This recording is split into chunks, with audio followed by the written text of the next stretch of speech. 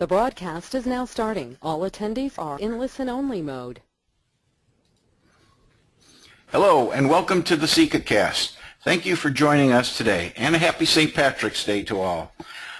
We have a great program today, What to Do When No Standards Exist. Today's presenter is Dan Webster of Mitchell International.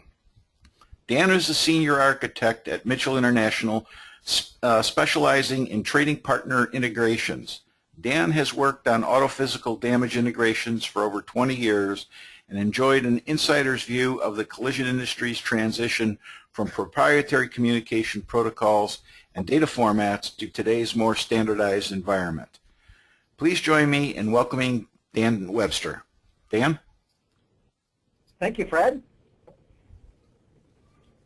I'm not seeing the slide deck at this point. Is it being shown to everyone else?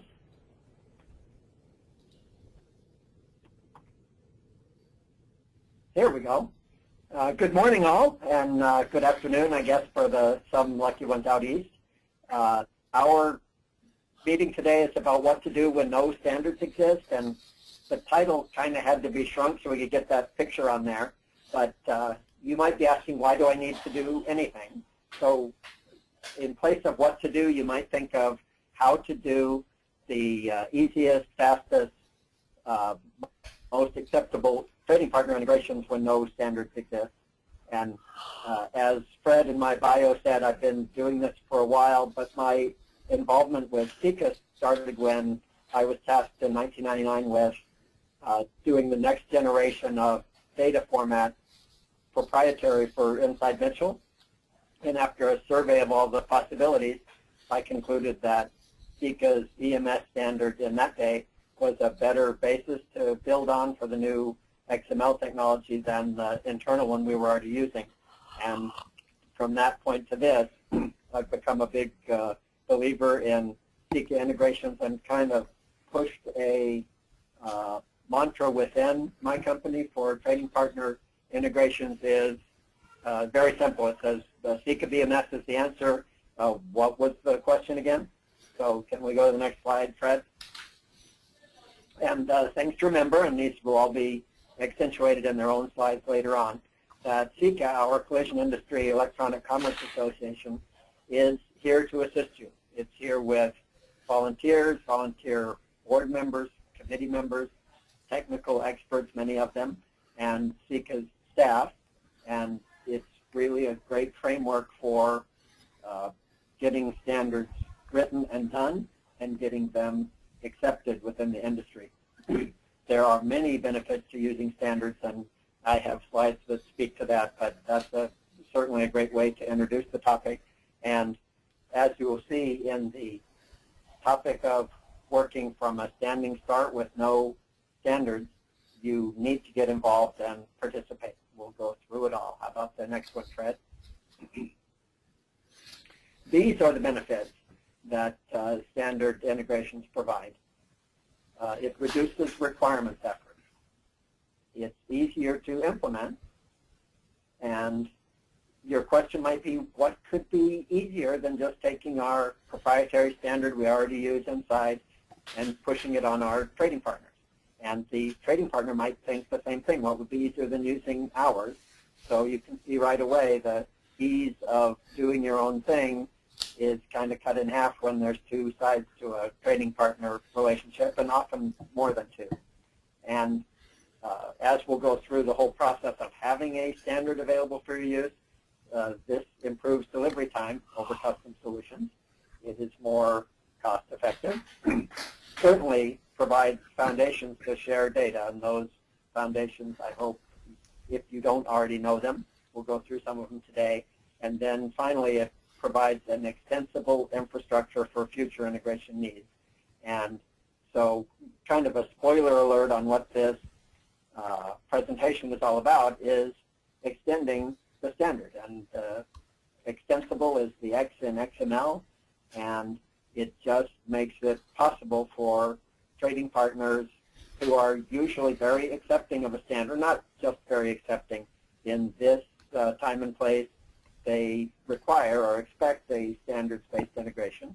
And the CIECA standards, they very much accept existing messages or existing messages with new elements needed to them as added to them as needed, or to whole new messages that are in the familiar format supported by the familiar faces and tools. And that's the big benefit here right down at the end. Okay, Fred? The resources that are available from CIECA and through a whole CIECA support system. Your company probably already has a representative to CIECA. If not, certainly getting in contact with CIECA and participating will make you your company's representative.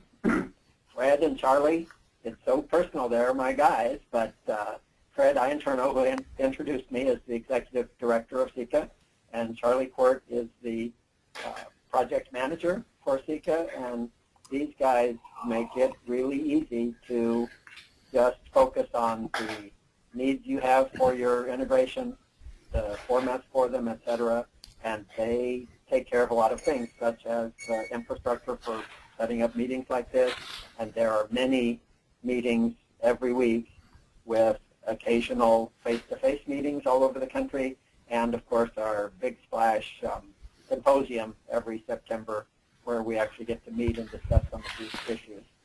The CIECA is organized into committees by the standards that we are maintaining, and each of those committees has at least one chairperson. I'm the co-chair of the architecture committee currently, but if you're talking about a subject area that has already been constituted by CIECA, it will have a chairperson, and they will tend to be very receptive to changes that keeps the standard current and relevant.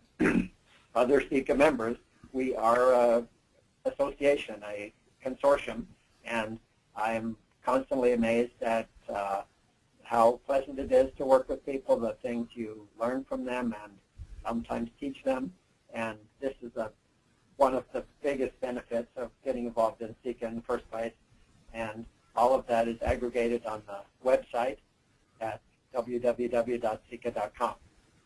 Next. Where would I start? So we've already, in the premise to this presentation is that you have a new trading partner integration you've got to get done. It will always be on a timeline with some requirements and someone on the other end who's expecting something. And you already know that there isn't a standard there because that's where the presentation started. So you've got to know what your requirements are, the objectives for the message and for the integration. A documentation of the workflow is really invaluable in getting your point across and shepherding your requirements and desires through the process. Also, there's the possibility that more things are available than you knew about, and all this is helped out by having requirements that define the objective, the workflow, and who or what will be using the data. Then that data needs to be defined, and that's at the geekiest level. That's what I do at CIECA, is worry about the format of the data packages that we're going to exchange back and forth.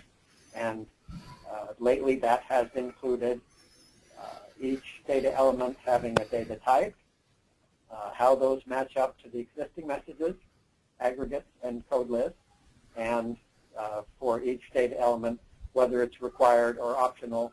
And don't get me started about all the different ways they can be required in pairs and choices and that kind of thing. But and the key here is you'll have to start studying or find knowledgeable people to know how what you're asking for matches up with the existing messages, aggregates, and code lists. And this harkens back to the previous slide that if your company has a CIECA representative, they're often very knowledgeable about this. And if they're not, committee chairs, Charlie and Fred, and other CIECA members know this stuff. Take my word for it.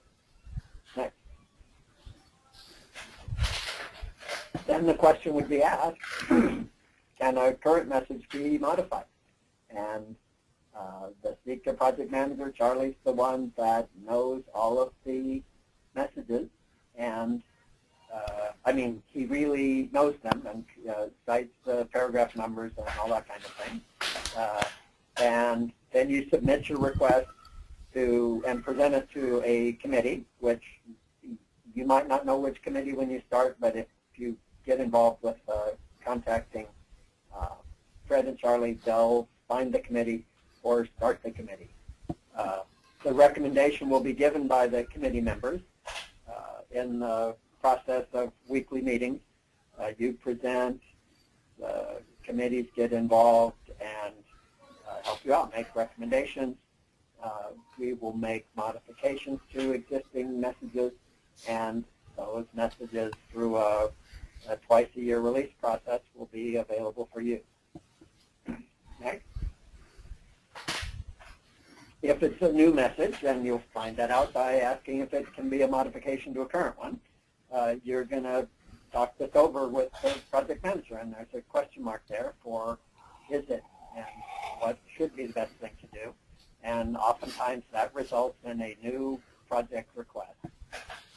Those are assigned to the committee, the Standards Advisory Board, and architecture are notified, architecture being the committee with that name. Then your request for doing something new with a message is added to the committee agenda. You present it to the committee, so this is where you get involved. You've got to know what you want and why, be ready to answer questions about it, and I guess in rare cases be ready to win a spirited argument about it, but I don't remember too many conflicts arising through this process, and your request will be approved or will be modified, and the committee work then begins. The fun begins. Next.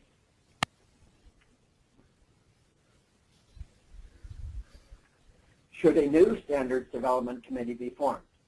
Again, you talk to the CIECA project manager. It's very nice to have that formal name. All the rest of us know him as Charlie. You complete the project request. We just talked about that. It gets presented with the business needs to SAB and architecture. The project is approved and a standards development committee is formed. The CIECA membership is notified, so there'll be an email blast that says, hey, did you all know there's a new area within the industry that is coming up for a new message and who's interested in participating. And it's quite impressive how a request can go to a committee with a bunch of members with really a lot of interest in the topic just through this process. And once you get all those people, you'll need a committee established and a chairperson of that committee elected.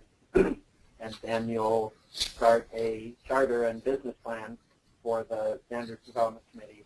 And this is basically the work, the expertise that the volunteer members and the professional staff do all the time. So it might put you off to some degree to do charters and business plans, but this is the work of CIECA, and it has been working quite smoothly for a while now. Next. What is my role? So championing your request is really the biggest one. So when we have a committee meeting and things come in here with not a lot of understanding of why it's being asked for, what the benefits are, what other options have been considered, those can be kind of confusing meetings. You don't move forward as well without the person who made the request telling you why they need it. Usually there's a lot of passion involved. You want to get something done. You know what it is. You know the people, and you've got to convince them. The weekly meetings are the way all of these committees work. We have enough of them now that finding a slot that works coast to coast on a given day and time isn't the easiest thing in the world, but again, that's what CIECA is experienced about. And those meetings get together, and I would advise you, if you want something into a standard that wasn't there before, you better attend those meetings for the purpose of championing your request, and then find others possibly interested in your business needs. And that's the whole premise of CIECA, that we are an industry consortium, and if you've identified something with a trading partner that you need to do, it's very likely that others are interested in the same thing. Next. What is CIECA's role?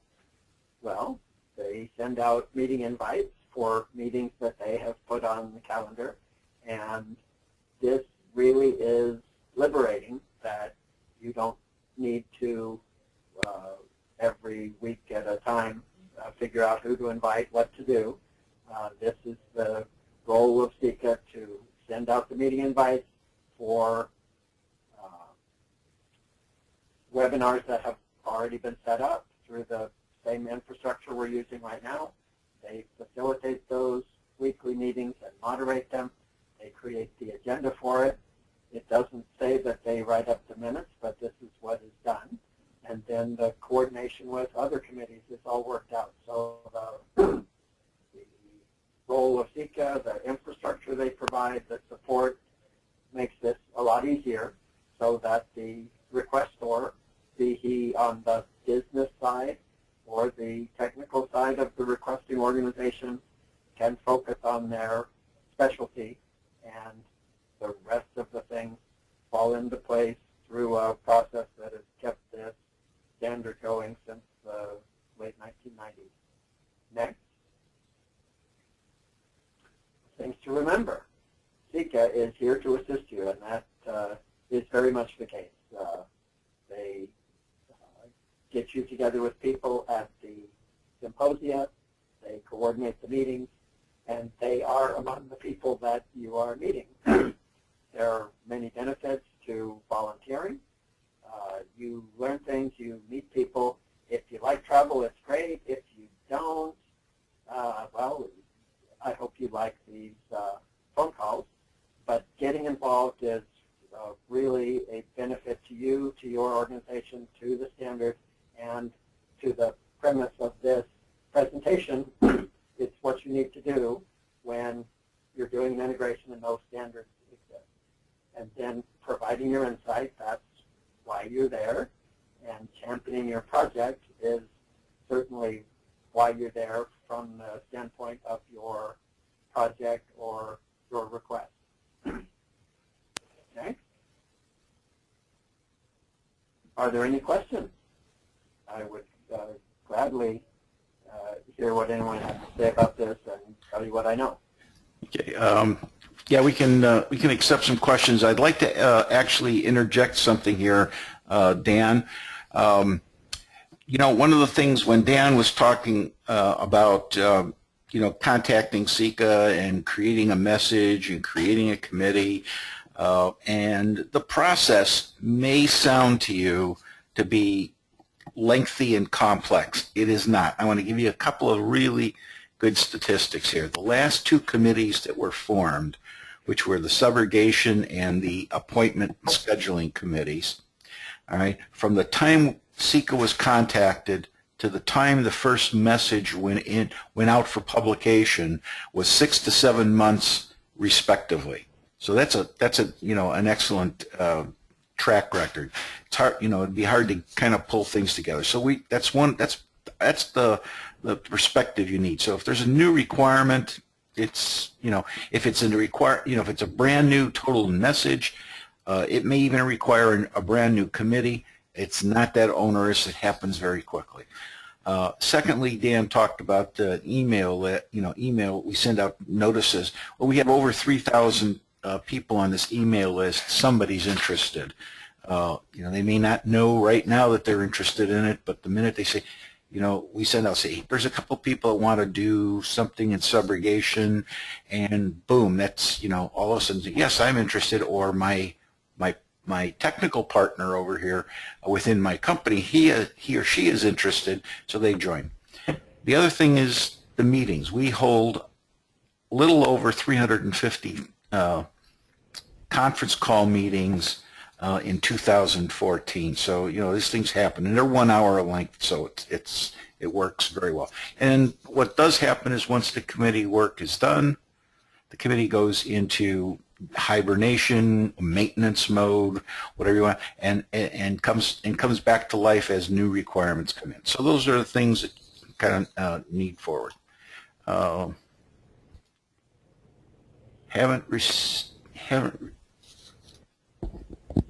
received any questions. Okay, so let's just. How cool is that? It means everyone knows what to do. Yeah. In the event they need to do an integration with a new standard. And again, just contact myself or Charlie, you know, if you have some needs. I want to talk about, you know, our future CIECAcasts. On April 21st, we'll be talking the value of reusable codes. May 19th will be the XML, the JSON schema conversion. That project's going along very well. Dan will be back on June 16th for the release package for 2015 R1. We describe what's in it, what's new. Kathy Goddard on July 21st will be discussing glass messages in the collision industry. The first notice of loss technology on the 8th. Hang on, I think we did get a call, get a message in here.